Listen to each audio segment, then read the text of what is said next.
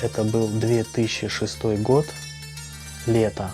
Причиной послужило общение с моим другом Эрнесом, который, объясняя мне всю картину мироздания, привел доказательства того, что существует Бог, доказательства того, что Он нас сотворил и не просто так, с определенным смыслом, с определенной целью, и Он нам обо всем этом сообщил через пророков и посланников.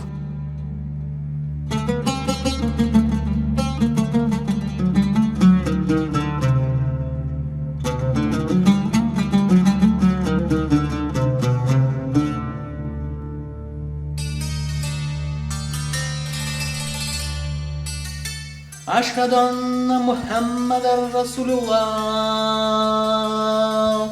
Хадж я совершил в 2014 году. А что касается Рамадана, в этом году у меня был 10-й Рамадан. И из года в год стабильно пощусь как положено, кроме одного. Это 2009 год, когда меня сбил автомобиль. Я полностью лежал под капельницами, уколами, принимал таблетки, и этот месяц я пропустил. Но потом я его возместил, хвала Аллаху, который дал нам такую милость и разрешает нам в сложных ситуациях находить также решение.